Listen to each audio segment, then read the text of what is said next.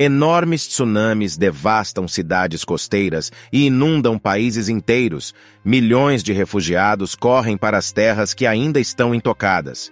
Não há comida e água suficientes para todos, resultando em fome em massa e o início de guerras.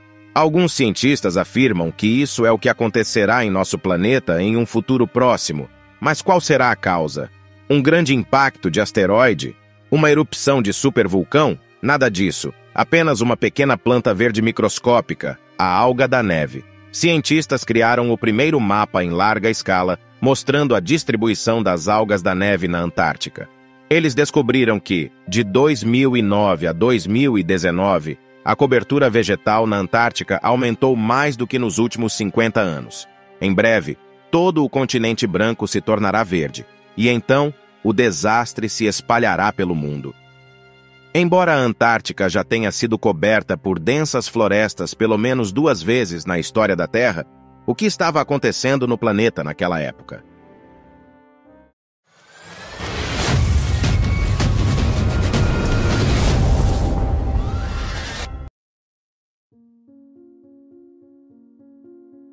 A tundra, com lugares tão frios que nenhum ser humano conseguiria sobreviver sem abrigo.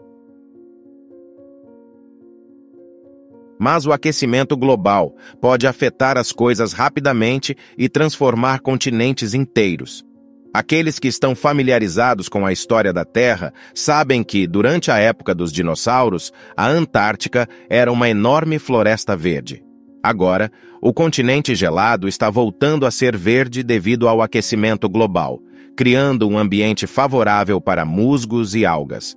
O processo já começou em alguns lugares, onde o gelo não é apenas verde, mas também vermelho, laranja ou marrom, devido a musgos multicoloridos que se espalham rapidamente. Embora a paisagem seja impressionante, as plantas verdes refletem menos luz solar do que uma superfície branca, acelerando o derretimento do gelo.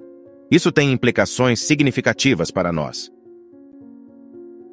Pesquisadores coletaram conchas de lapas e ossos de pinguins da faixa costeira e determinaram a idade deles, o que revelou quando o gelo desapareceu das praias.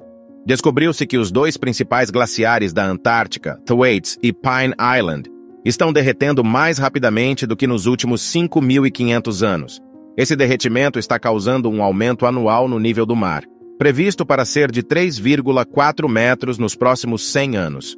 Em 2020, cientistas da NASA descobriram que geleiras estão desaparecendo em outras áreas da Antártica em uma taxa alarmante.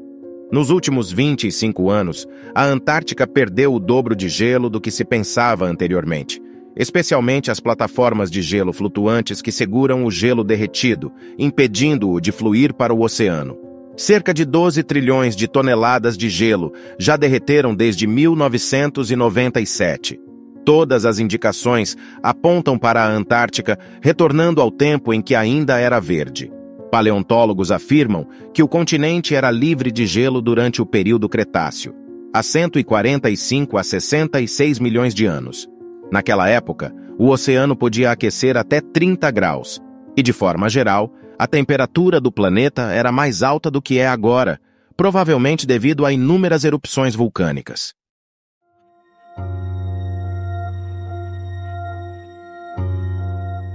Vulcões estão expelindo lava mortal para toda a vida e causando incêndios devastadores. Às vezes, toda a região fica em chamas, tornando-se uma área desolada e queimada.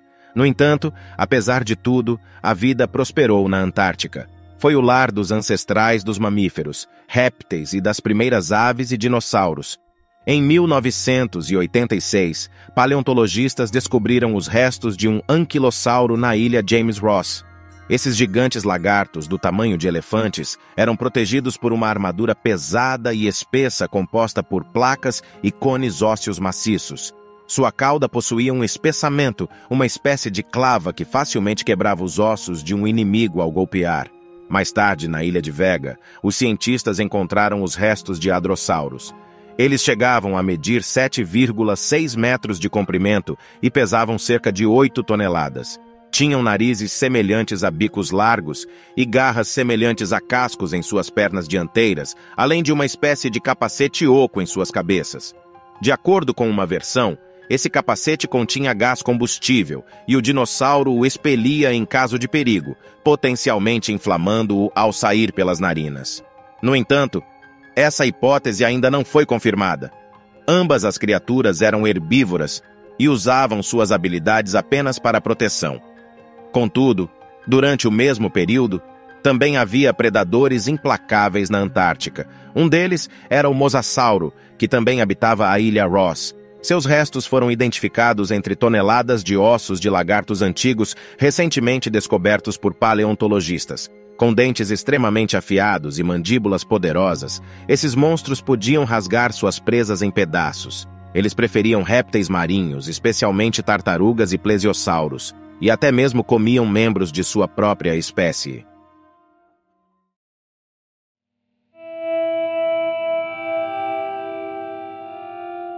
À medida que a Terra esfriava, a Antártica foi coberta por gelo por milhões de anos. No entanto, há cerca de 56 milhões de anos, durante o período Eoceno, a primavera voltou ao continente.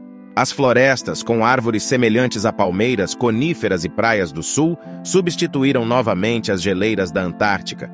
Essas matas eram habitadas por ancestrais de marsupiais, tatus e tamanduás, e na ilha Seymour foram encontrados restos de uma criatura que se assemelhava a um cruzamento entre um cavalo e um camelo. Mais recentemente foram encontrados os ossos de aves incomuns chamadas Palaganitadites. Essas grandes criaturas possuíam espinhos ósseos afiados saindo de seus maxilares semelhantes a presas que os ajudavam a capturar lulas e peixes. As criaturas da era Eoceno provavelmente se extinguiram no final desse período, quando o planeta esfriou novamente e o continente foi coberto por gelo. Hoje, a camada de gelo da Antártica tem, em média, cerca de 1,6 quilômetros de espessura, parecendo impossível que alguma criatura sobreviva sob essas montanhas de gelo. No entanto, nas últimas décadas, os cientistas descobriram algo que muda nossa percepção sobre a Antártica. Vários cânions, rios e lagos existem sob o gelo.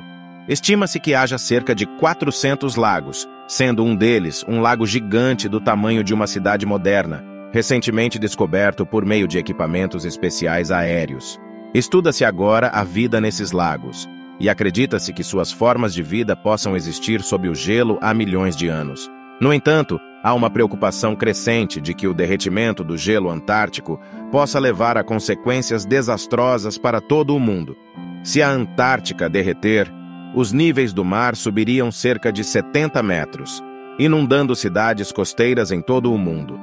Fertilizantes áreas se tornariam desertos, enquanto outras áreas seriam constantemente inundadas, tornando a agricultura e a criação de animais impossíveis. Epidemias também seriam uma ameaça, já que patógenos antigos que estavam congelados podem se tornar ativos novamente. Para evitar tais cenários, os cientistas têm procurado formas de limitar o aquecimento global. Além disso, há ideias inovadoras, como criar uma espécie de jangada de membranas bolha no espaço sobre a Antártica para refletir ou absorver parte da luz solar. No entanto, a situação é complexa e desafiadora, e a intervenção no sistema climático global exige cuidado, pois qualquer erro pode levar a mais problemas.